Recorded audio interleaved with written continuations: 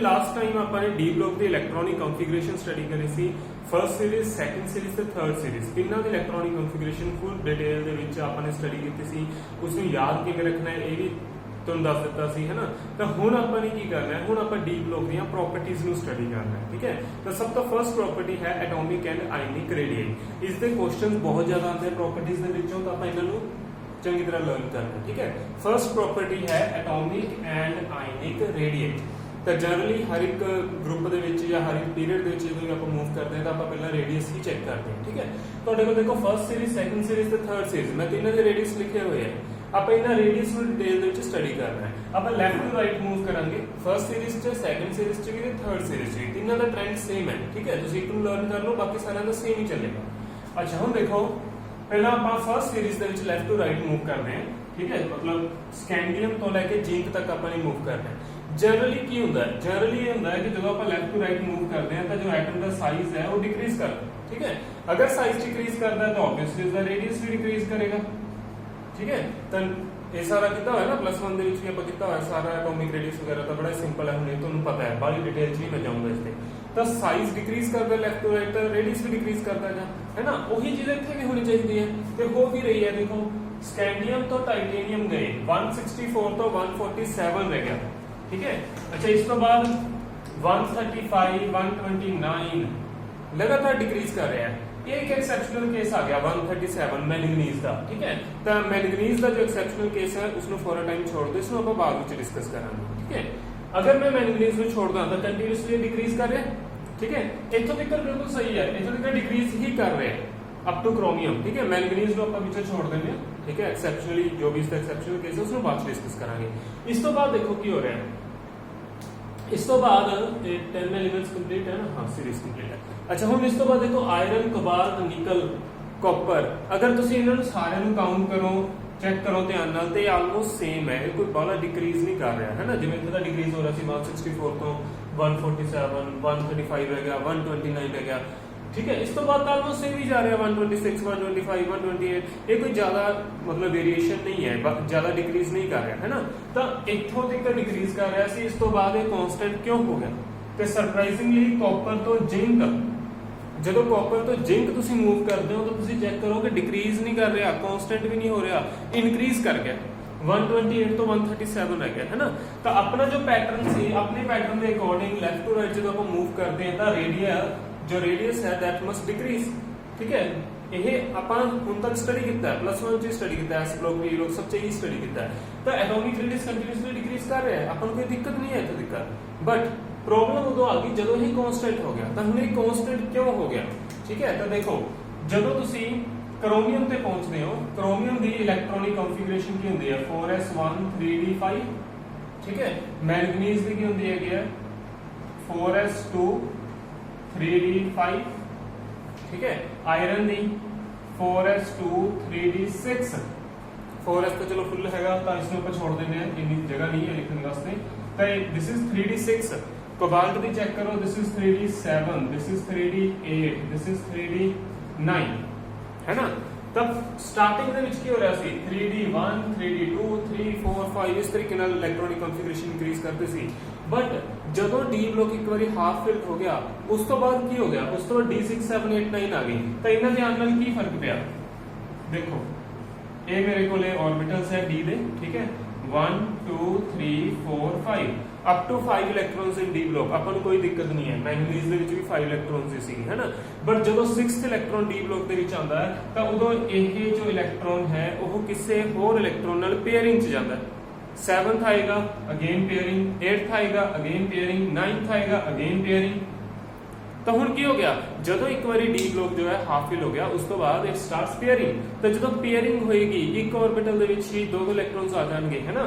तो जदों ये दोनों इलेक्ट्रॉन्स एक दूसरे के क्लोज आएंगे तो इत्थे की होएगा there will be electron electron repulsions. Electron electron repulsions होंगी। अगर रिपल्शंस होंगी तो इट मींस क्या हो एक दूसरे को दूर दूर करेंगे, दूर दूर पुश करेंगे। तो अगर दूर दूर पुश करेंगे तो की होएगा एटम्स जो है उसका साइज इंक्रीज करेगा है ना, रेडियस इंक्रीज करेगा, दूर दूर जा रहे हैं तो रेडियस इंक्रीज कर गया। तो हुण इत्थे की हो गया रेडियस शुड इंक्रीज। तो हुण की हो गया कि दो फैक्टर लग गए, फर्स्ट फैक्टर की सीगा कहंदा सी लेफ्ट टू राइट जो है रेडियस डिक्रीज करना चाहिए। सेकंड फैक्टर कहंदा कि रेडियस जो है इंक्रीज करना चाहिए। तो दोनों जो है आपस में कंपनसेट हो गए। कंपनसेशन के कारण जो है कैंसिलेशन होगी तो ना तो रेडियस इंक्रीज कर रहा है ना ही रेडियस डिक्रीज कर रहा है। It means radius is almost constant. ठीक है, थोड़ा बहुत चलो ऊपर नीचे हो जाता है but almost it is constant. अच्छा, एट द एंड की हो रहा है जिंक दी इलेक्ट्रॉनिक कॉन्फ़िगरेशन है 3d10। तो 3d10 का मतलब की है दिस इज 3d10। ठीक है, सारे के सारे इलेक्ट्रॉन्स जो पेयरिंग दे चले गए, सारे ऑर्बिटल्स फुल हो चुके हैं। तो इसका मतलब जिंक दे केस दे विच जो इलेक्ट्रॉन रिपल्शंस ने दे आर मैक्सिमम। तो हुन की हो गया कि जिंक दे केस च रिपल्शंस का जो मैग्नीट्यूड है वो बहुत ज्यादा इंक्रीज कर गया। ठीक है, रिपल्शंस इंक्रीज करन दे नाल की होएगा कि रेडियस भी बहुत ज्यादा इंक्रीज करेगा, है ना। अच्छा, हुन आ जो फैक्टर सी ए फैक्टर इस फैक्टर दे कंपैरेटिवली हुन थोड़ा जा लो रह गया। ठीक है, तो रिपल्शंस वाला जो फैक्टर है that will dominate over general method, है ना। तो हुन की हो गया रिपल्शंस वाला फैक्टर दा फैक्ट ज्यादा लगेगा तो इस फैक्टर दा फैक्ट जो है वो कट लगेगा। तो की होएगा ओवरऑल की होएगा ओवरऑल जो रेडियस है दैट विल इंक्रीज। ठीक है, ड्यू टू द रिपल्शंस। ठीक है, तो हुन यही ट्रेंड जो है अपन नूं देखण नूं मिलदा है डी ब्लॉक दी सीरीज दे विच कि पहला तो जो है डिक्रीज करदा है जनरली जिवें होना चाहिए until it is half full। ठीक है, तो जो मतलब पेयरिंग स्टार्ट होगी, ठीक है, then it becomes constant and at the end when it is fully filled the repulsions increases and the size also increases। ठीक है, सो यही अपने को एक ट्रेंड जो है वो चलता है डी ब्लॉक ਦੀ फर्स्ट ट्रांजिशन सीरीज ਦਾ। ਇਹ सेम ट्रेंड जो है ਤੁਸੀਂ ਚੈੱਕ ਕਰ ਸਕਦੇ ਹੋ ਸੈਕੰਡ ਸੀਰੀਜ਼ ਤੇ ਥਰਡ ਸੀਰੀਜ਼ ਦੇ ਵਿੱਚ ਵੀ ਹੈ। ठीक है, कोई डिफरेंस नहीं है ज्यादा। देखो पहला जो है वो डिक्रीज कर रहे हैं लगातार। This is 160, sorry not 180, this is 160। ठीक है, तो लगातार देखो पहले तो डिक्रीज कर रहा है 180, 160, 146, 139। ठीक है, इतनी का डिक्रीज कर रहा है। मैंगनीज वाला जो ग्रुप है उसमें छोड़ दो एक बार। ठीक है, एक्सेप्शनल ग्रुप है, थोड़ा सा इसमें छोड़ दो। अच्छा, इतनी का डिक्रीज कर रहा है, इस तो बाद it becomes constant and finally at the end its radius is increasing, है ना। सेम जो ट्रेंड है वो इस केस में चल रहा है। ठीक है, तो लास्ट पे जो है वो इंक्रीज शो होती है। ठीक है, स्टार्टिंग ते डिक्रीज कर रहा है, फिर कांस्टेंट हो गया, फिर जो है इंक्रीज शो हो जाती है। तो रीजन जो है तीनों का सेम ही है। ठीक है, तो इस फैक्टर ਨੂੰ ਚੰਗੀ ਤਰ੍ਹਾਂ ਸਟੱਡੀ ਕਰ ਲੈਣਾ ਆਪਾਂ ਨੇ। ਠੀਕ ਹੈ, ਇਸ ਦੇ ਨੋਟਸ ਜੋ ਹੈ ਮੈਂ ਤੁਹਾਨੂੰ ਭੇਜ ਦਾਂਗਾ, ਤੁਸੀਂ ਉਸ ਦੇ ਵਿੱਚੋਂ ਇਸ ਨੂੰ ਨੋਟ ਕਰ ਲਿਓ ਸਾਰੀ ਕਹਾਣੀ। ਠੀਕ ਹੈ, ਅੱਛਾ ਹੁਣ ਲੈਫਟ ਟੂ ਰਾਈਟ ਆਪਣਾ ਹੋ ਗਿਆ। ਹੁਣ ਆਪਾਂ ਅਪ ਟੂ ਡਾਊਨ ਦੇਖੀਏ। ਅਪ ਟੂ ਡਾਊਨ ਕੀ ਹੁੰਦਾ ਹੈ? ਅਪ ਟੂ ਡਾਊਨ ਅਗਰ ਆਪਾਂ ਜਨਰਲੀ ਗੱਲ ਕਰੀਏ ਜੋ ਰੇਡੀਅਸ ਹੈ ਉਹ ਇੰਕਰੀਜ਼ ਕਰਦਾ ਹੈ ਨਾ। सो पढ़िया हुआ ये सारा कुछ अपन जो भी आप अप टू डाउन मूव करते हैं ग्रुप किसी भी ग्रुप के मूव करते हैं तो जो नंबर ऑफ शेल है दैट इंक्रीजेस।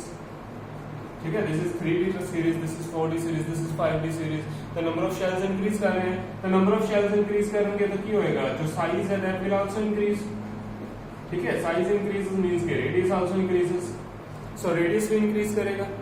तो वही चीज हो रही है ना। देखो ध्यान में 164 180 187 मैं फर्स्ट जो ग्रुप है उसके लिए मूव कर रहे हैं। ठीक है, 10 ग्रुप्स है डी ब्लॉक ਦੇ फर्स्ट ग्रुप ਨੂੰ ਚੈੱਕ ਕਰ ਰਹੇ ਆਪਾਂ ਸਕੈਂਡੀਅਮ, ਜਿਟਰੀਅਮ ਤੇ ਲੈਂਥੀਨਮ। तो ਕੀ ਹੋ ਰਿਹਾ 164 to 180 180 to 187 continuously increasing, no problem. Up to down जा रहे हैं, शेल इंक्रीज करेगा, साइज भी इंक्रीज करेगा, रेडियस भी इंक्रीज करेगा, है ना। बट प्रॉब्लम क्या आ गई? प्रॉब्लम आ गई zirconium to hafnium. This is 160 and this is 158, है ना। 160 से 158 मींस कि ऑलमोस्ट कांस्टेंट ही हो गया। चलो थोड़ा बहुत डिक्रीज कर गया, थोड़ा बहुत फैक्टर जो है ऊपर नीचे हो जाता है। ठीक है, but almost it is constant. 146 146 139 139 136 137 check करो टिल द एंड 154 157 सब जो है वो कांस्टेंट है। कितने भी कोई ज्यादा वेरिएशन नजर नहीं आ रही, ज्यादा साइज जो है इंक्रीज नहीं हो रहा, है ना। तो होना चाहिए सी 180 तो 187 जिवें गया उवें ही इन्हां दे विच भी इंक्रीज होना चाहिए सी, बट वो नहीं हो रहा। क्यों नहीं हो रहा? क्योंकि जट्रियम तो जिरकोनियम दे विच जदों तुसीं सॉरी लैंथेनम तो हॉफनियम दे विच जदों तुसीं जांदे हो तो इत्थे F ब्लॉक दे इलेक्ट्रॉन्स आंदे हैं। 4F इलेक्ट्रॉन्स जो है वो इत्थे एंटर करते हैं ते उन्हां दे कारण एक स्पेशल इफेक्ट आंदा दैट इज लैंथेनॉइड कंट्रैक्शन। ठीक है, लैंथेनॉइड कंट्रैक्शन ਨੂੰ डिटेल ਦੇ ਵਿੱਚ ਆਪਾਂ ਬਾਅਦ ਵਿੱਚ ਸਟੱਡੀ ਕਰਾਂਗੇ। ਫਿਲਹਾਲ ਤੁਸੀਂ ਸਿਰਫ ਇੱਕ ਪੁਆਇੰਟ ਜੋ ਹੈ ਉਹ ਲਿਖਣਾ ਹੈ, this is due to the lanthanoid contraction. ठीक है, 1 मार्क्स ਦੇ ਵਿੱਚ ਇਹ ਕੁਐਸਚਨ ਆ ਸਕਦਾ ਹੈ why the size of second and third transition series are almost same. तो ਤੁਸੀਂ ਆਨਸਰ ਕੀ ਦੇਣਾ ਹੈ? This is due to lanthanoid contraction. ठीक है, पूरा लिख देना spelling. This is due to lanthanoid contraction इसमें डिटेल ਵਿੱਚ स्टडी ਕਰਾਂਗੇ। This is very very important. ठीक है 3 to 4 मार्क्स ਦਾ ਜੋ क्वेश्चन है वो lengthened contraction ਦਾ ਵੀ ਆ ਜਾਂਦਾ ਐਗਜ਼ਾਮਸ ਦੇ ਵਿੱਚ, ਤਾਂ ਇਸ ਨੂੰ ਬਾਅਦ ਚ डिटेल स्टडी ਕਰਾਂਗੇ। बट lengthened contraction ਦਾ ਜੋ ਇੱਕ ਕੰਸੀਕੁਐਂਸ ਹੈ ਉਹ ਇਹੀ ਹੈ ਕਿ ਸੈਕੰਡ ਤੇ ਥਰਡ ਟ੍ਰਾਂਜੀਸ਼ਨ ਸੀਰੀਜ਼ ਦਾ ਜੋ ਸਾਈਜ਼ ਹੈ that is almost constant। ਅੱਛਾ ਇੱਥੇ ਨਹੀਂ ਲੱਗ ਰਿਹਾ ਜਟਰੀਅਮ ਤੋਂ lengthened ਦੇ ਵਿੱਚ ਇਹ ਨਹੀਂ ਲੱਗਦਾ ਫੈਕਟ, ਕਿਉਂ ਲੱਗਦਾ? ਕਿਉਂਕਿ ਜੋ lengthened contraction ਹੈ that is due to the presence of f electrons, ਤੇ f electrons ਤਾਂ lengthened ਤੋਂ ਬਾਅਦ ਵਿੱਚ ਆਉਂਦੇ ਨਾ। ठीक है, the deuterium to lengthened there are no f electrons। ठीक है, तो ਤੁਸੀਂ ਲਿਖ ਸਕਦੇ ਹੋ there are no f electrons। ठीक है, so there is no lengthened contraction, so the size increases। ठीक है, but ਬਾਕੀ ਸਾਰੇ ਕੇसेस ਦੇ ਵਿੱਚ ਕੀ ਹੋ ਰਿਹਾ ਹੈ? ਬਾਕੀ ਸਾਰੇ ਕੇसेस ਜਦੋਂ ਤੁਸੀਂ ਮੂਵ ਕਰੋਗੇ there will be presence of f electrons, so lengthened contraction, so the size of both the series is almost same। ठीक है, चलो ये हो गया अपने के लिए एटॉमिक एंड आयनिक रेडियस का फैक्टर। ठीक है, हम अपन नेक्स्ट फैक्टर देते कंटिन्यू करते हैं। ओके, नेक्स्ट है मेटालिक कैरेक्टर। ठीक है, सेकंड जो कैरेक्टरिस्टिक है, सेकंड प्रॉपर्टी है डी ब्लॉक्स एलिमेंट्स की, दैट इज मेटालिक कैरेक्टर। ठीक है, तो मैं फर्स्ट ट्रांजिशन सीरीज जो है उसमें डिस्कस कर रहे हैं। ठीक है, सब दली सेम ही होता है, ऑलमोस्ट कोई ज्यादा फर्क नहीं होता। तो हम सेकंड फैक्टर है मेटालिक कैरेक्टर। जो डी ब्लॉक के एलिमेंट्स हैं they are metals, they are metallic in nature. ठीक है, तो जो मेटल दी प्रॉपर्टीज ने वो सारी प्रॉपर्टीज शो करते हैं। ठीक है, like they are high melting boiling point, like they are lustrous. ठीक है, they are sonorous, they have they are hard. ठीक है, सो जिन्ने भी मेटल दी प्रॉपर्टीज होंगे ने वो सारी प्रॉपर्टीज ये शो करते हैं। ठीक है, अच्छा हुण ਆਪਾਂ ਇਸ ਨੂੰ ਚੈੱਕ ਕਰਨਾ ਵੀ why these elements are so hard, why these elements are so metallic in nature। ठीक है, तो क्यों है? जो metallic character है that is due to the presence of number of unpaired electrons, number of unpaired electrons। तो जो electrons जिन्ने ज्यादा होंगे, अनपेयर्ड इलेक्ट्रॉन्स की गल कर रहा मैं, अनपेयर्ड इलेक्ट्रॉन्स जिन्ने ज्यादा होंगे किसी मॉलिक्यूल दे विच, सॉरी किसी एटम दे विच, तो उन्नी ही ज्यादा जो है मेटल वो स्ट्रॉन्ग होंदी है। ठीक है, तो हम जिवें देखो आप स्कैंडियम तो जिंक तक जाने, इन्हां दे विच अगर अपन चेक करना होवे कि केड़ी मेटल जो है सब तो हार्ड होएगी, तो अपन किवें चेक करांगे? That will be on the basis of number of unpaired electrons. ठीक है, जिन्ने ज्यादा नंबर ऑफ अनपेयर्ड इलेक्ट्रॉन्स होंदे हैं, एक तरीके नाल कह लो कि उन्हां दी जो बॉन्डिंग स्ट्रेंथ है वो उन्नी ही ज्यादा स्ट्रॉन्ग होंगे। ठीक है, तो बॉन्डिंग स्ट्रेंथ स्ट्रॉन्ग होगी मींस के नंबर ऑफ बॉन्ड्स जो है ज्यादा होंगे, तो इट मींस कि जो मेटल है दैट विल बी हार्ड। ठीक है, तो हार्डनेस भी जो है वो इंक्रीज करेगी। तो हम तुम देखो स्कैंडियम, स्कैंडियम की इलेक्ट्रॉनिक कॉन्फ़िगरेशन होती है 3d1 4s2। तो 4s का पेयरिंग है, this is 4s and this is 3d। ठीक है, तो अनपेयर्ड इलेक्ट्रॉन तो एक ही है ना डी के विच, 4s का फुली फिल्ड है पेयरिंग ਦੇ ਵਿੱਚ ਹੈ, ਤੇ ਇਹਦੇ ਚ ਓਨਲੀ 1 ਇਲੈਕਟ੍ਰੋਨ ਹੈ। ਟਾਈਟੇਨੀਅਮ 2, ਵੈਨੇਡੀਅਮ 3। ਅੱਛਾ ਕ੍ਰੋਮੀਅਮ ਦੇ ਵਿੱਚ, ਕ੍ਰੋਮੀਅਮ ਦੀ ਇਲੈਕਟ੍ਰੋਨਿਕ ਕਨਫੀਗਰੇਸ਼ਨ ਕੀ ਹੁੰਦੀ ਹੈ? 4s1 3d5। ठीक है, तो इस ਵਿੱਚ ਸਾਰੇ ਹੀ ਅਨਪੇਅਰ ਪਏ ਆ, 1 in 4s and 5 in 3d। ਤਾਂ ਟੋਟਲ ਕਿੰਨੇ ਅਨਪੇਅਰ ਹੋ ਗਏ? 6। ਮੈਂਗਨੀਜ਼ ਚੈੱਕ ਕਰੋ, ਮੈਂਗਨੀਜ਼ ਚ ਹੋਣਗੇ 5। ठीक है, then it starts decreasing 4 3 2 1 0 pairing होगी ना। उस तो बाद तो तुसी चेक कर लेंगे सब दी इलेक्ट्रॉनिक कॉन्फ़िगरेशन लिख के चेक करके देख लो कि सेम नंबर ऑफ अनपेयर्ड ही बच रहे हैं ना। ठीक है, चेक कर सकते हो तुसी, हुन इंटेलिजेंट हो गए थोड़े। ਤਾਂ ਹੁਣ ਕੀ ਹੋਏਗਾ? ਤੁਸੀਂ ਦੇਖੋ ਸਭ ਤੋਂ ਜ਼ਿਆਦਾ ਹਾਰਡ ਕਿਹੜੀ ਮੈਟਲ ਹੋਏਗੀ ਜਿਸ ਦੇ ਵਿੱਚ ਸਭ ਤੋਂ ਜ਼ਿਆਦਾ ਅਨਪੇਅਰਡ ਇਲੈਕਟ੍ਰॉन्स ਹੈ? ऑब्वियसली ਕਿਹੜੀ ਮੈਟਲ ਹੈ? क्रोमियम। तो क्रोमियम जो है वो सब तो हार्ड है, क्रोमियम का पूरा ग्रुप ही जो है हार्ड है। नीचे मोलिब्डेनियम आता है, उसके नीचे टंगस्टन आता है, तो ये सारा जो ग्रुप है दिस इज वेरी हार्ड। ठीक है, अच्छा जिंक की गल करिए, जिंक कैडमियम ते मरकरी। ठीक है, अगर इस ग्रुप की गल करिए तो इन्हां दे विच कोई भी अनपेयर्ड इलेक्ट्रॉन नहीं है। ठीक है, इट मींस कि इन्हां दी बॉन्डिंग जो है दैट इज वेरी वीक। तो इन्हां दे विच सिर्फ जो वैन डर वाल्स फोर्स वगैरह है उसके कारण ही बॉन्डिंग होंदी है। ठीक है, वही फोर्सेस ऑफ अट्रैक्शन है, और इस दे विच कोई स्ट्रॉन्ग फोर्स ऑफ अट्रैक्शन है ही नहीं। तो इट मींस कि जो ये मेटल्स होंगे they will be very soft. ठीक है, जो आप कह सकते हैं कि ये हार्ड नहीं होनी है। ठीक है, सॉफ्टनेस दे विच आ जांदी है थोड़ियां।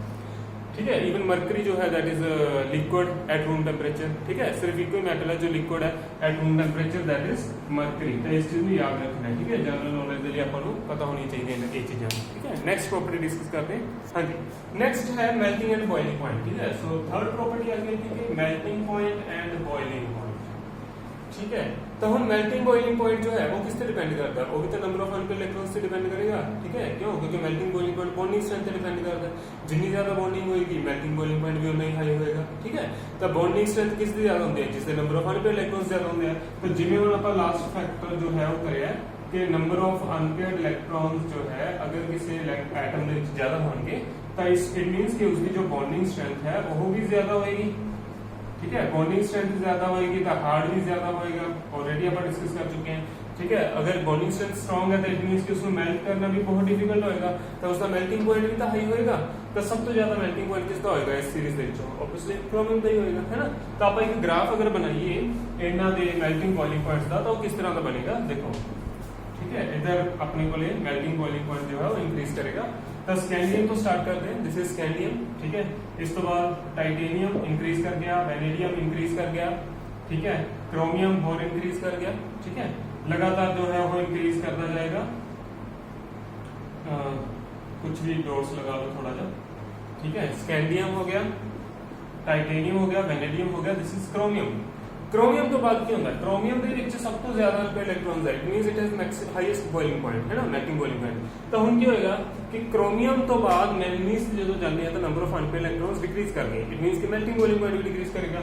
ਬਿਲਕੁਲ ਹੋ ਰਿਹਾ, ਮੈਲਟਿੰਗ ਪੁਆਇੰਟ ਇੱਥੇ ਪਹੁੰਚ ਗਿਆ, ਦਿਸ ਇਜ਼ ਮੈਂਗਨੀਜ਼, ਠੀਕ ਹੈ।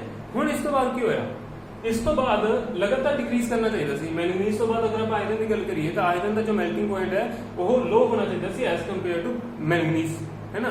ਬਟ मैंगनीज का मेल्टिंग पॉइंट घट है एज कंपेयर टू आयरन, मतलब कि आयरन का मेल्टिंग पॉइंट ज्यादा है एज कंपेयर टू मैंगनीज, जो कि घट होना चाहिए सी, ठीक है।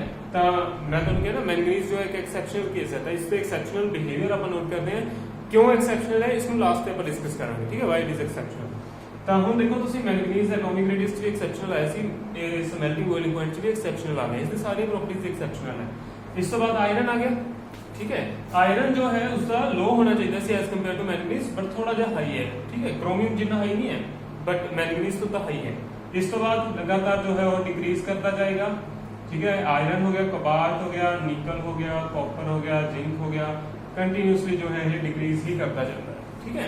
ऑलमोस्ट कुछ इस तरीके का जो ग्राफ है वो बनता है अपने को कि लगातार डिक्रीज जो है शो होती है, ठीक है। बट जो पॉइंट नोट करना सीगा, ठीक है, कि मैंगनीज है उसका एक्सेप्शनली लो है, तो इस पॉइंट को ध्यान च रखना है। ये मैंगनीज का पूरा ग्रुप ही इस तरह का एक्सेप्शनल बिहेवियर शो करता है। आप सिर्फ फर्स्ट सीरीज का ग्राफ बनाया, अगर बाकी सीरीज के ग्राफ देखोगे तो वो भी इसी तरीके से ही बनेंगे, ठीक है।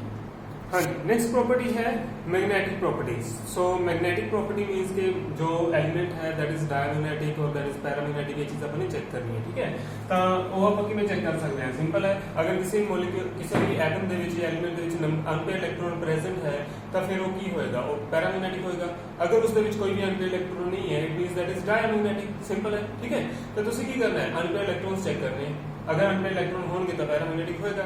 जनरली सारे मेटल्स जो पैरामैग्नेटिक है, जिंक को अगर आप छोड़ दिए, है ना, जिंक में कोई भी अनपेयर्ड इलेक्ट्रॉन नहीं है तो जिंक का डायमैग्नेटिक हो गया। अच्छा, हुण जो पैरामैग्नेटिक है उन्होंने ਆਪਾਂ मैग्नेटिक मूवमेंट फाइंड आउट करनी होती है। तो मैग्नेटिक मूवमेंट ਆਪਾਂ ਕਿਵੇਂ फाइंड आउट करते हैं, इसका फार्मूला है μ is equal to n into n plus 2 the square root, ठीक है, where n is the number of unpaired electrons, ठीक है। लाइक स्कैंडियम है, स्कैंडियम में n की वैल्यू कितनी आएगी, 1 आएगी, तो 1 into 1 plus 2 this is square root of 3, ठीक है। तो जो मैग्नेटिक मूवमेंट है that is square root of 3, ठीक है। तो ਤੁਸੀਂ ਇਸ ਨੂੰ ਇੱਥੇ ਵੀ ਛੋੜ ਸਕਦੇ ਹੋ, ਅਗਰ ਐਗਜ਼ੈਕਟ ਲਿਖਣਾ ਹੈ ਤਾਂ ਐਗਜ਼ੈਕਟ ਵੀ ਲਿਖ ਸਕਦੇ ਹੋ। ਲਾਈਕ ਜਿਵੇਂ 4 ਦਾ ਸਕੁਅਰ ਰੂਟ 2 ਹੁੰਦਾ ਹੈ ਤਾਂ 3 ਦਾ ਸਕੁਅਰ ਰੂਟ ਕੀ ਹੋਏਗਾ, 2 ਤੋਂ ਥੋੜਾ ਜਿਹਾ ਘੱਟ ਹੋਏਗਾ ਨਾ, ਤਾਂ ਨੀਅਰ ਅਬਾਊਟ 1.8 ਜਾਂ 1.9 ਇਸ ਤਰੀਕੇ ਦੀ ਮੈਗਨੈਟਿਕ ਮੂਵਮੈਂਟ ਹੋਏਗੀ, ਠੀਕ ਹੈ। ਚਲੋ ਕੈਲਕੂਲੇਟਰ ਨਹੀਂ ਹੈ ਤਾਂ ਤੁਸੀਂ ਇੱਥੇ ਵੀ ਛੋੜ ਸਕਦੇ ਹੋ, ਠੀਕ ਹੈ।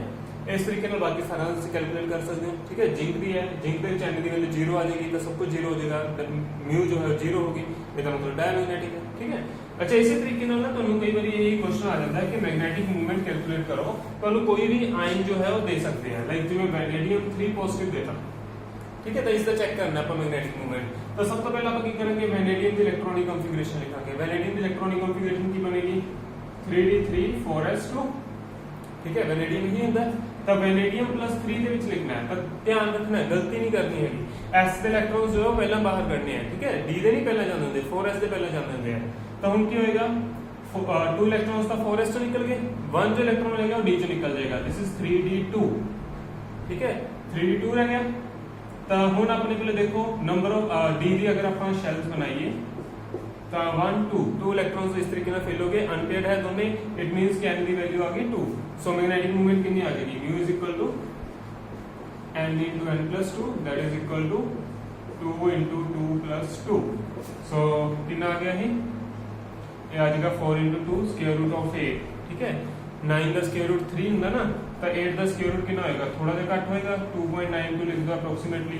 ਇਸ ਦੀ ਯੂਨਿਟ ਹੁੰਦੀ ਹੈ BM, ਬੋਹਰ ਮੈਗਨੇਟਨ। ਠੀਕ ਹੈ, ਮੈਗਨੈਟਿਕ ਮੂਵਮੈਂਟ ਦੀ ਯੂਨਿਟ ਹੁੰਦੀ ਹੈ ਬੋਹਰ ਮੈਗਨੇਟਨ। ਸੋ ਇਹ ਆਪਣੇ ਕੋਲ ਮੈਗਨੈਟਿਕ ਪ੍ਰੋਪਰਟੀਜ਼ ਹੈ। ਤੁਸੀਂ ਇਸੇ ਤਰੀਕੇ ਨਾਲ ਮੈਗਨੈਟਿਕ ਪ੍ਰੋਪਰਟੀਜ਼ ਚੈੱਕ ਕਰਕੇ ਮੈਨੂੰ ਸੈਂਡ ਕਰਨੀ ਹੈ। ਕ੍ਰੋਮੀਅਮ 3 ਪੋਜ਼ਿਟਿਵ ਦੀ, ਜ਼ਿੰਕ 2 ਪੋਜ਼ਿਟਿਵ ਦੀ, ਠੀਕ ਹੈ, ਕਾਪਰ +1 ਦੀ, ਕਾਪਰ +2 ਦੀ, ਤੇ ਆਇਰਨ +2 ਦੇ ਵਿੱਚ, ਆਇਰਨ +3 ਦੇ ਵਿੱਚ, ਇਹਨਾਂ ਸਾਰੇ ਆਇਨਸ ਦੀ ਜੋ ਹੈ ਮੈਗਨੈਟਿਕ ਮੂਵਮੈਂਟ ਕੈਲਕੂਲੇਟ ਕਰਕੇ ਤੁਸੀਂ ਮੈਨੂੰ ਸੈਂਡ ਕਰਨੀ ਹੈ ਗਰੁੱਪ ਦੇ ਵਿੱਚ, ਅੱਜ ਹੀ ਕਰਨੀ ਹੈ। ਠੀਕ ਹੈ, ਹਾਂਜੀ। ਇੱਕ ਛੋਟਾ ਜਿਹਾ ਕੁਐਸਚਨ ਹੈ, ਬਹੁਤ ਵਾਰ ਐਗਜ਼ਾਮਸ ਵਿੱਚ ਪੁੱਛਿਆ ਗਿਆ ਹੈ ਕਿ D block elements have high tendency to form complexes. ठीक है, तो जो कॉम्प्लेक्सेस बनाने की कैपेसिटी है डी ब्लॉक एलिमेंट्स की सब तो ज्यादा होती है, डी ब्लॉक मेटल्स की।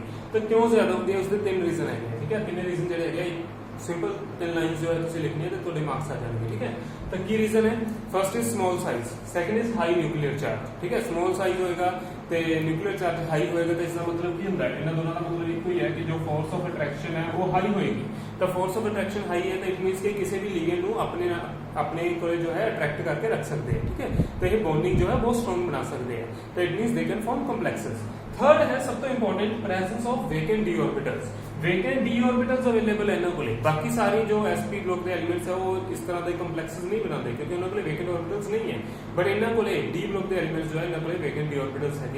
सो ये इस तरह के कॉम्प्लेक्सेस बना सकते हैं। आप पूरा कोऑर्डिनेशन कंपाउंड जो है वो चैप्टर कर लिया है ना, तो उस ਵਿੱਚ ਤੁਸੀਂ ਦੇਖੋ ਕਿੰਨੇ ਤਰ੍ਹਾਂ ਦੇ ਕੰਪਲੈਕਸਸ ਬਣਾਏ ਸੀ ਆਪਾਂ, CrNH363 positive, FeH2O6 2 positive, FeH2O6 2 positive ਲਿਖ ਲਓ।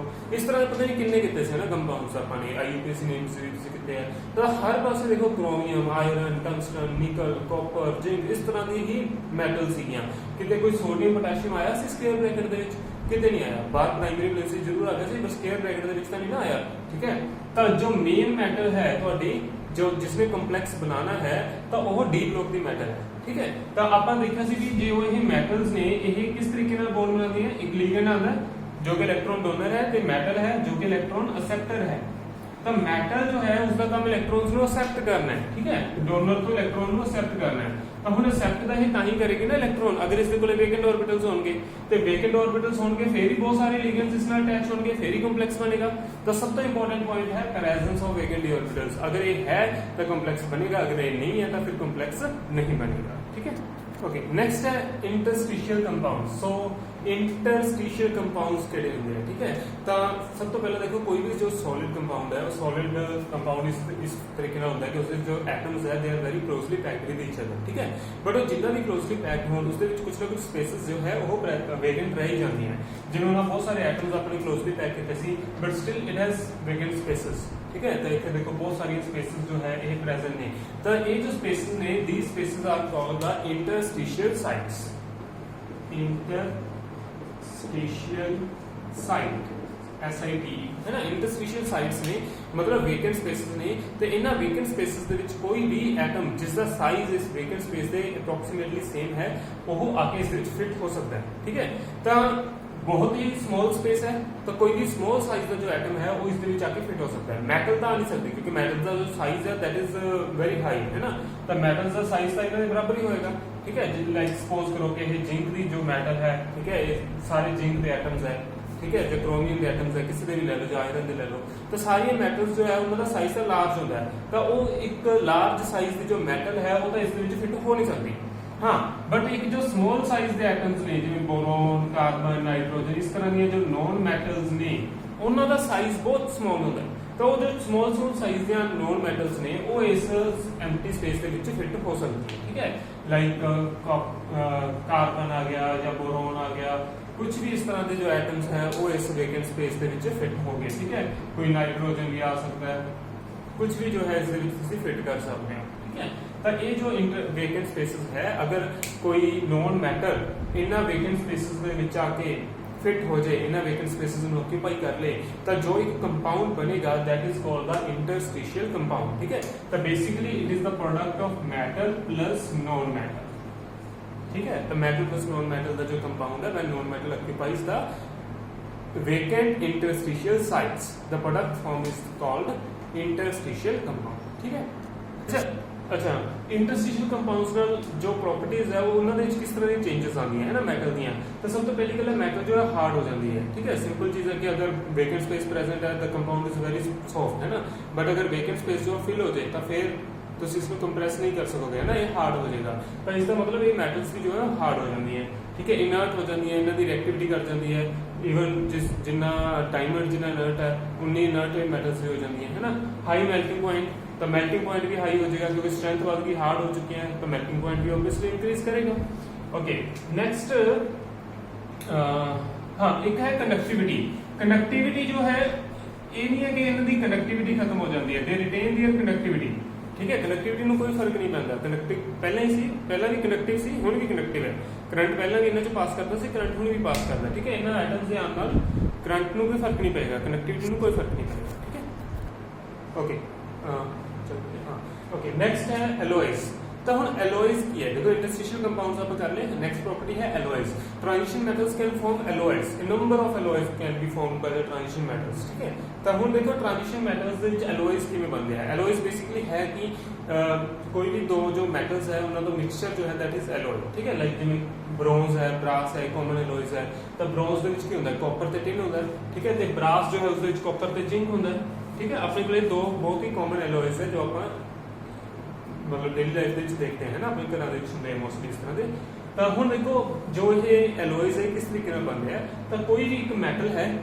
ਠੀਕ ਹੈ ਲਾਈਕ ਕਾਪਰ ਦੀ ਇਹ ਮੈਟਲ ਹੈ ਤਾਂ ਕਾਪਰ ਦੇ ਵਿੱਚ ਕੋਈ ਹੋਰ ਮੈਟਲ ਫਿੱਟ ਕਰਾਂਗੇ ਆਪਾਂ ਠੀਕ ਹੈ ਤਾਂ ਹੁਣ ਜਿਵੇਂ ਮੈਂ ਤੁਹਾਨੂੰ ਕਿਹਾ ਸੀ ਕਿ ਜੋ ਇੰਟਰਸਟੀਸ਼ੀਅਲ ਸਾਈਟਸ ਹੈ ਉਹਨਾਂ ਦਾ ਸਾਈਜ਼ ਬਹੁਤ ਸਮਾਲ ਹੈ ਤੇ ਜੋ ਮੈਟਲ ਹੈ ਲਾਈਕ ਟਿਨ ਹੈ ਜਾਂ ਜ਼ਿੰਕ ਹੈ ਉਹਨਾਂ ਦਾ ਸਾਈਜ਼ ਕਾਫੀ ਲਾਰਜ ਹੈ ਤਾਂ ਹੁਣ ਇਹਨੇ ਲਾਰਜ ਸਾਈਜ਼ ਦੀ ਜੋ ਐਟਮ ਹੈ ਉਹ ਇਸ ਛੋਟੀ ਸਪੇਸ ਦੇ ਵਿੱਚ ਤਾਂ ਫਿੱਟ ਹੋ ਨਹੀਂ ਸਕਦੇ ਤਾਂ ਹੁਣ ਕਾਪਰ ਦੀ ਇਸ ਮੈਟਲ ਦੇ ਵਿੱਚ ਟਿਨ ਦਾ ਇੱਕ ਐਟਮ ਕਿਵੇਂ ਫਿੱਟ ਹੋਏਗਾ ਜਾਂ ਜ਼ਿੰਕ ਦਾ ਇੱਕ ਐਟਮ ਕਿਵੇਂ ਫਿੱਟ ਹੋਏਗਾ ਹੈ ਨਾ ਤਾਂ ਕੀ ਕਰੇਗਾ ਜ਼ਿੰਕ ਜੋ ਹੈ ਕਾਪਰ ਦੇ ਕਿਸੇ ਐਟਮ ਨੂੰ ਰਿਪਲੇਸ ਕਰ ਦੇਗਾ ਕਾਪਰ ਦੇ ਐਟਮ ਨੂੰ ਬਾਹਰ ਕਰ ਦੇਗਾ ਠੀਕ ਹੈ ਤੇ ਜਦੋਂ ਬਾਹਰ ਕੱਢ ਦੇਗਾ ਉਹਦੀ ਜਗ੍ਹਾ ਤੇ ਖਾਲੀ ਸਪੇਸ ਬਣੇਗੀ ਤੇ ਉਸ ਖਾਲੀ ਸਪੇਸ ਦੇ ਵਿੱਚ ਇਹ ਵਾਲਾ ਜੋ ਟਿਨ ਦਾ ਐਟਮ ਹੈ ਜਾਂ ਜ਼ਿੰਕ ਦਾ ਐਟਮ ਹੈ ਇਹ ਇਸ ਨੂੰ ਆਕਿਊਪਾਈ ਕਰ ਲੇਗਾ ਠੀਕ ਹੈ ਤਾਂ ਹੁਣ ਇੱਕ ਦੋ ਐਟਮ ਹੋਰ ਚਲੋ ਆਪਾਂ ਰਿਪਲੇਸ ਕਰ ਦਈਏ ਤਾਂ ਇਸ ਤਰੀਕੇ ਨਾਲ ਕੀ ਹੁੰਦਾ ਹੈ ਕਿ ਜੋ ਇੱਕ ਮੈਟਲ ਹੈ ਉਸ ਦੇ ਐਟਮਸ ਨੂੰ ਕੋਈ ਹੋਰ ਮੈਟਲ ਜਦੋਂ ਰਿਪਲੇਸ ਕਰ ਦਿੰਦੀ ਹੈ ਤਾਂ ਉਦੋਂ ਜੋ ਪ੍ਰੋਡਕਟ ਬਣਦਾ ਹੈ ਦੈਟ ਇਜ਼ ਐਲੋय ਠੀਕ ਹੈ ਤਾਂ ਬੇਸਿਕਲੀ ਇਹ ਕੀ ਹੈ it is a mixture of metal plus metal ਠੀਕ ਹੈ ਇੱਥੇ ਨੋਨ ਮੈਟਲਸ ਨਹੀਂ ਫਿੱਟ ਹੁੰਦੀਆਂ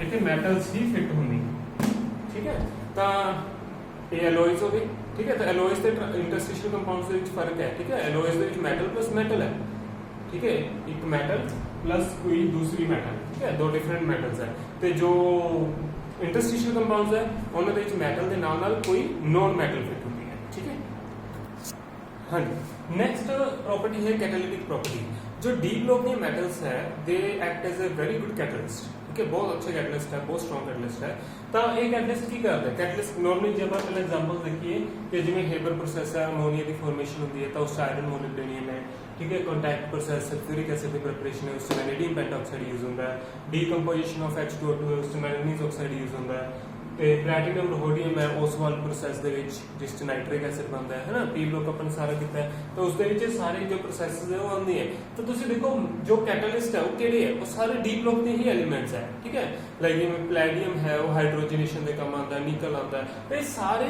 ਡੀ ਬਲੌਕ ਦੇ ਹੀ ਐਲੀਮੈਂਟਸ ਹੈ ਜੋ ਕਿ ਐਜ਼ ਅ ਕੈਟਲਿਸਟ ਕੰਮ ਕਰ ਰਹੇ ਹੈ ਠੀਕ ਹੈ ਤਾਂ ਇਹ ਕਿਉਂ ਕਰਦੇ ਹੈ ਡੀ ਬਲੌਕ ਦੇ ਐਲੀਮੈਂਟਸ ਜੋ ਹੈ ਉਹਨਾਂ ਦੀ ਇੰਨੀ ਵਧੀਆ ਕੈਟਲਿਟਿਕ ਪ੍ਰੋਪਰਟੀਜ਼ ਕਿਉਂ ਹੈ ਤਾਂ ਉਸ ਦੇ ਦੋ ਰੀਜ਼ਨਸ ਹੈਗੇ ਫਰਸਟ ਰੀਜ਼ਨ ਕੀ ਹੈ they have tendency to form intermediates of low activation energy ਤਾਂ ਇਹ ਕੀ ਕਰਦਾ ਹੈ ਜੋ ਰਿਐਕਟੈਂਟਸ ਹੈ ਉਹਨਾਂ ਨਾਲ ਰਿਐਕਟ ਕਰਕੇ ਮਤਲਬ ਜ਼ਿਆਦਾ ਰਿਐਕਟ ਨਾਲ ਇੰਟਰਫੇਅਰ ਤਾਂ ਨਹੀਂ ਕਰਦਾ ਬਟ ਥੋੜਾ ਬਹੁਤ ਜੋ ਹੈ ਇੰਟਰਮੀਡੀਏਟਸ ਬਣਾਉਣ ਦੀ ਕੈਪੈਸਿਟੀ ਇਹਨਾਂ ਦੇ ਵਿੱਚ ਹੈਗੀ ਹੈ ਤੇ ਉਹ ਜੋ ਇੰਟਰਮੀਡੀਏਟਸ ਨੇ ਉਹਨਾਂ ਦੀ ਐਕਟੀਵੇਸ਼ਨ એનર્ਜੀ ਬਹੁਤ ਲੋ ਹੁੰਦੀ ਹੈ ठीक है तो जो एक्टिवेशन एनर्जी जो है वो लो होएगी तो फिर रेट ऑफ रिएक्शन इंक्रीज कर देगी इट मींस कि जो रिएक्शन है वो बहुत जल्दी हो जाएगी कैटलिस्ट का काम नहीं होता ना रेट ऑफ रिएक्शन को फास्ट करना तो रेट ऑफ रिएक्शन क्यों फास्ट होती है because it can form the intermediates of lower activation energy ठीक है अच्छा दूसरा रीजन क्या है दूसरा रीजन है लार्ज सरफेस एरिया ठीक है तो लार्ज सरफेस एरिया प्रोवाइड करते हैं they provide large surface area so that the reactants gets absorbed on its surface ਤਾਂ ਹੁਣ ਕੀ ਹੁੰਦਾ ਹੈ ਲਾਰਜ ਸਰਫੇਸ ਏਰੀਆ ਮਤਲਬ ਬਹੁਤ ਸਾਰਾ ਸਰਫੇਸ ਏਰੀਆ ਪ੍ਰੋਵਾਈਡ ਕਰਦੇ ਆ ਤੇ ਉਸ ਦੇ ਨਾਲ ਕੀ ਹੁੰਦਾ ਹੈ ਕਿ ਜਿੰਨੇ ਵੀ ਰਿਐਕਟੈਂਟਸ ਆ ਉਹ ਸਾਰੇ ਉਸ ਸਰਫੇਸ ਦੇ ਉੱਪਰ ਆ ਕੇ ਐਬਜ਼ੌਰਬ ਹੋ ਜਾਂਦੇ ਆ ਤੇ ਇੱਕ ਦੂਸਰੇ ਦੇ ਕਲੋਜ਼ ਆ ਜਾਂਦੇ ਆ ਕੋਲੀਜ਼ਨਸ ਵੱਜ ਜਾਂਦੀਆਂ ਤੇ ਉਸ ਦੇ ਨਾਲ ਜੋ ਰਿਐਕਸ਼ਨ ਦੀ ਸਪੀਡ ਹੈ ਉਹ ਵੀ ਇਨਕਰੀਜ਼ ਕਰ ਜਾਂਦੀ ਹੈ ਨਾ ਜਲਦੀ ਜਲਦੀ ਜੋ ਹੈ ਪ੍ਰੋਡਕਟ ਬਣ ਜਾਂਦਾ ਹੈ ਤੇ ਇਹ ਐਜ਼ ਅ ਕੈਟਲਿਸਟ ਇਹਨਾਂ ਦੋ ਰੀਜ਼ਨਸ ਦੇ ਕਾਰਨ ਕੰਮ ਕਰ ਰਿਹਾ ਹੈ ਬਿਕੋਜ਼ ਇਹਨਾਂ ਦੀ ਜੋ ਕੈਪੈਸਿਟੀ ਹੈਗੀ ਹੈ ਇੰਟਰਮੀਡੀਏਟਸ ਬਣਾਉਣ ਦੀ ठीक है तो दूसरा इन्हों का जो सरफेस एरिया है वो प्रोवाइड करते हैं लार्ज सरफेस एरिया तो इसके कारण डी ब्लॉक के जो एलिमेंट्स है they are very good catalyst okay okay next है कलर्ड आयंस ਤਾਂ ਕੋਆਰਡੀਨੇਸ਼ਨ ਕੰਪਾਊਂਡਸ ਆਪਾਂ ਨੇ ਕੀਤਾ ਸਾਰਾ ਚੈਪਟਰ ਹੈ ਨਾ ਤਾਂ ਉਸ ਦੇ ਵਿੱਚ ਆਪਾਂ ਦੇਖਿਆ ਸੀਗਾ ਕਿ ਜਿੰਨੇ ਵੀ ਆਇਨਸ ਬਣਦੇ ਆ ਜਿੰਨੇ ਵੀ ਕੰਪਲੈਕਸ ਆਇਨਸ ਬਣਦੇ ਆ ਡੀ ਬਲੌਕ ਐਲੀਮੈਂਟਸ ਤੇ ਦੇ ਆਰ ਮੋਸਟਲੀ ਕਲਰਡ ਠੀਕ ਹੈ ਤਾਂ ਜਿੰਨੀਆਂ ਵੀ ਟ੍ਰਾਂਜੀਸ਼ਨ ਮੈਟਲਸ ਨੇ ਦੇ ਆਰ ਮੋਸਟਲੀ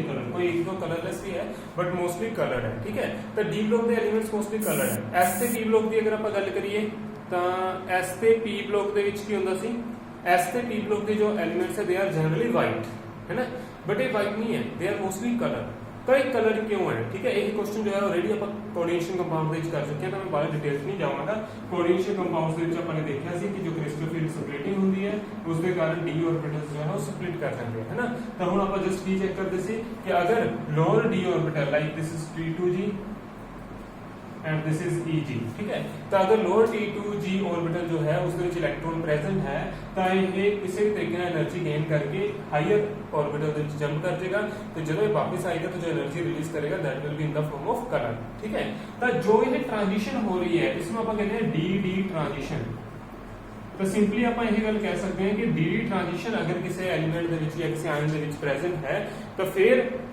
वो कलर्ड होएगा अदरवाइज वो कलर्ड नहीं होएगा ठीक है तो सिंपली अपन डी ट्रांजिशन देखनी है तो डी ट्रांजिशन कदों होएगी सिंपल केस है जब नीचे एक इलेक्ट्रॉन होएगा जंप करने के लिए तो ऊपर क्या होएगा ऊपर वेकेंट स्पेस होएगी ताकि इलेक्ट्रॉन जाके रह सके होते तो अगर ये जंपिंग पॉसिबल है नीचे एक इलेक्ट्रॉन प्रेजेंट होवे तो ऊपर खाली ऑर्बिटल होवे वेकेंट ऑर्बिटल होवे तो फिर ये ट्रांजिशन पॉसिबल है ठीक है तो लाइक जिवें ये कंपलेक्स है ਤੁਹਾਡੇ ਕੋਲੇ एक इसकी इलेक्ट्रॉनिक कॉन्फ़िगरेशन बनेगी ये बनेगी टाइटेनियम 3 पॉजिटिव टाइटेनियम का कोई भी कंपलेक्स उसे ले लो ठीक है 3 पॉजिटिव ਦੇ ਵਿੱਚ ਉਸਦੀ ਇਲੈਕਟ੍ਰੋਨਿਕ ਕਨਫੀਗਰੇਸ਼ਨ D1 ਬਨੇਗੀ ਠੀਕ ਹੈ ਤਾਂ ਹੁਣ ਤੁਹਾਡੇ ਕੋਲ ਕੀ ਹੈ ਟਾਈਟੇਨੀਅਮ ਦਾ ਕੰਪਲੈਕਸ 3 ਪੋਜ਼ਿਟਿਵ ਚ ਹੈ ਤਾਂ ਇਹ ਕਲਰਡ ਹੋਏਗਾ ਆਬਵੀਅਸਲੀ ਕਲਰਡ ਹੋਏਗਾ ਕਿਉਂਕਿ ਇਲੈਕਟ੍ਰੋਨ ਜੰਪ ਕਰ ਸਕਦਾ ਠੀਕ ਹੈ ਅੱਛਾ ਜਿਵੇਂ ਕਾਪਰ ਲੈ ਲਓ ਕਾਪਰ +1 ਚ ਲੈ ਲਓ ਕਾਪਰ +1 ਦੇ ਵਿੱਚ ਇਲੈਕਟ੍ਰੋਨਿਕ ਕਨਫੀਗਰੇਸ਼ਨ ਹੁੰਦੀ ਹੈ 3d10 3d10 ਦਾ ਮਤਲਬ 1 2 3 4 5 6 7 8 9 10 सारे इलेक्ट्रॉन्स फिल है ਹੁਣ नीचे वाले इलेक्ट्रॉन ऊपर जंप नहीं कर सकते नहीं जंप कर सकते तो ऑब्वियसली कोई ट्रांजिशन नहीं होगी अगर डी ट्रांजिशन नहीं होगी तो it means it will be colourless ठीक है हां अगर कॉपर +2 ਦੇ ਵਿੱਚ है +2 मतलब दिस इज 3d9 है इट मींस कि ऊपर एक इलेक्ट्रॉन जो है वो नहीं है ऊपर एक स्पेस प्रेजेंट है तो फिर हम नीचे कोई भी इलेक्ट्रॉन जो है वो ऊपर जंप कर सकता है अगर जंपिंग होगी तो डी ट्रांजिशन होगी डी ट्रांजिशन होगी तो कलरफुल होगा है ना तो कॉपर जो +2 ਹੁੰਦਾ that is blue in colour ठीक है तो इस तरीके ਨਾਲ ਤੁਸੀਂ ਚੈੱਕ ਕਰ ਸਕਦੇ ਹੋ ਕਿ ਇੱਕ ਕਲਰਫੁਲ ਹੋਣਗੇ ਜਾਂ ਫਿਰ ਕਲਰਲੈਸ ਹੋਣਗੇ ਜ਼ਿਆਦਾ ਕਲਰ ਯਾਦ ਕਰਨ ਦੀ ਜ਼ਰੂਰਤ ਨਹੀਂ ਹੈ ਕਿ ਕਿਸ ਦਾ ਕੀ ਕਲਰ ਹੈ ਬਸ ਇਹਨੇ ਚੈੱਕ ਕਰ ਲਓ ਕਿ ਕਲਰ ਹੋਏਗਾ ਜਾਂ ਨਹੀਂ ਹੋਏਗਾ ਠੀਕ ਹੈ ਤਾਂ ਜਿੰਨੇ ਆਇਨਸ ਮੈਂ ਤੁਹਾਨੂੰ ਲਿਖਾਏ ਸੀਗੇ ਜਿਹਦੇ ਵਿੱਚ ਮੈਂ ਤੁਹਾਨੂੰ ਕਿਹਾ ਸੀ ਮੈਗਨੈਟਿਕ ਮੂਵਮੈਂਟ ਚੈੱਕ ਕਰਨੀ ਹੈ ਨਾ ਤਾਂ ਤੁਸੀਂ ਮੈਗਨੈਟਿਕ ਮੂਵਮੈਂਟ ਦੇ ਨਾਲ ਨਾਲ ਤੁਸੀਂ ਇਹ ਵੀ ਚੈੱਕ ਕਰਕੇ ਦੱਸਿਓ ਵੀ ਉਹ ਕਲਰ ਹੋਣਗੇ ਕਲਰਫੁਲ ਹੋਣਗੇ ਜਾਂ ਫਿਰ ਕਲਰਲੈਸ ਹੋਣਗੇ ਠੀਕ ਹੈ ओके नेक्स्ट है आयनाइजेशन एनर्जी ठीक है तो हम देखो फर्स्ट सीरीज में अगर आप जाइए स्कैंडियम तो जिंक अच्छा स्कैंडियम तो कॉपर रख लेंगे हैं कॉपर तो जिंक चले जावांगे ठीक है तो हम अगर आप जाइए स्कैंडियम तो जिंक तक तो आयनाइजेशन एनर्जी ਦੇ ਵਿੱਚ ਕੀ वेरिएशन आई तो हम की ਹੁੰਦਾ ਹੈ ਜਨਰਲੀ ਆਪਾਂ ਜਦੋਂ ਜਾਂਦੇ ਹਾਂ ਲੈਫਟ ਟੂ ਰਾਈਟ ਤਾਂ ਕੀ ਹੁੰਦਾ ਹੈ ਲੈਫਟ ਟੂ ਰਾਈਟ ਜਾਣੇ ਦਾ ਸਾਈਜ਼ ਡਿਕਰੀਜ਼ ਕਰਦਾ ਹੈ साइज डिक्रीज करता है तो ऑब्वियसली जो डिस्टेंस है वो भी डिक्रीज करेगी न्यूक्लियस से लास्ट इलेक्ट्रॉन दे विच अगर डिस्टेंस डिक्रीज करेगी तो फोर्स ऑफ अट्रैक्शन दा इंक्रीज करगी फोर्स ऑफ अट्रैक्शन इंक्रीज करगी इट मींस कि जो इलेक्ट्रॉन को रिमूव करना है इट बिकम्स डिफिकल्ट तो इलेक्ट्रॉन को रिमूव करना अगर डिफिकल्ट हो गया तो ऑब्वियसली एनर्जी ज्यादा लगानी पड़ेगी इट मींस कि आयनाइजेशन एनर्जी विल इंक्रीज है ना तो जनरली ये ट्रेंड होता है बट आप देखिए कि एटॉमिक रेडियस ते आयनिक रेडियस थोड़ा बहुत वेरिएशंस इनदे विच हैगी है ना तो वही वेरिएशन आयनाइजेशन एनर्जी दे विच भी हुंदी है ठीक है बट चलो इन्नी ज्यादा जिस तरीके जिन्ना डिटेल च आपने एटॉमिक रेडियस कीता उन्ना डिटेल च आयनाइजेशन एनर्जी नु करने की जरूरत नहीं है ठीक है जनरल दा ट्रेंड आपने याद रखना है ठीक है तो स्कैंडियम तो कॉपर तक जाते हुए नॉर्मली आयनाइजेशन एनर्जी इंक्रीज करती है बीच बीच भी किते कांस्टेंट थोड़ा बहुत एक्सेप्शनल वो आ रहे हैं ठीक है उनको आप इग्नोर नहीं कर सकते तो 631 तो 745 अगर आप देखिए तो जनरली अपने को आयनाइजेशन एनर्जी इंक्रीज कर रही है अप टू कॉपर ठीक है। अच्छा कॉपर तो जिंक जाना है, कॉपर तो जिंक अगर गए तो 745 तो 908 होगी, इमीडिएटली इतना ज्यादा जंप हो गया है ना, 150 ਦੇ ਨੀਅਰ ਅਬਾਊਟ ਜੋ ਹੈ ਇੰਨਾ ਜੰਪ ਹੋ ਗਿਆ। ਤਾਂ 150 ਦੇ ਨੀਅਰ ਅਬਾਊਟ ਜੰਪ ਤਾਂ ਇੱਥੇ ਨਹੀਂ ਹੋਇਆ ਸੀ, ਸਕੈਂਡੀਅਮ ਤੋਂ ਕਾਪਰ ਤੱਕ ਜਾਂਦੇ ਜਾਂਦੇ ਤੇ ਕਾਪਰ ਤੋਂ ਜਿੰਕ ਤੱਕ ਜਾਂਦੇ ਜਾਂਦੇ ਇਮੀਡੀਏਟਲੀ ਇੰਨਾ ਸਾਰਾ ਜੰਪ ਹੋ ਗਿਆ। ਤੇ ਇਹ ਕਿਉਂ ਹੋ ਗਿਆ? ठीक है, सिंपल चीज है। जिंक जो है उसकी electronic configuration 3d10 this is fully filled. ਤੇ ਆਪਾਂ ਨੂੰ ਪਤਾ ਜੋ ਫੁੱਲੀ ਫਿਲਡ ਹੁੰਦੇ ਨੇ ਦੇ ਆਰ ਹਾਈਲੀ ਸਟੇਬਲ, ਤੇ ਹਾਈਲੀ ਸਟੇਬਲ ਜੋ ਐਲੀਮੈਂਟਸ ਹੈ ਉਹਨਾਂ ਦੇ ਵਿੱਚੋਂ ਇਲੈਕਟ੍ਰੋਨਸ ਨੂੰ ਰਿਮੂਵ ਕਰਨਾ it is very very difficult. तो जिंक जो है इस दे विचों इलेक्ट्रॉन्स ਨੂੰ ਰਿਮੂਵ ਕਰਨਾ ਬਹੁਤ ਡਿਫਿਕਲਟ ਹੈ। So it has very very high ionisation energy. ठीक है, ओके।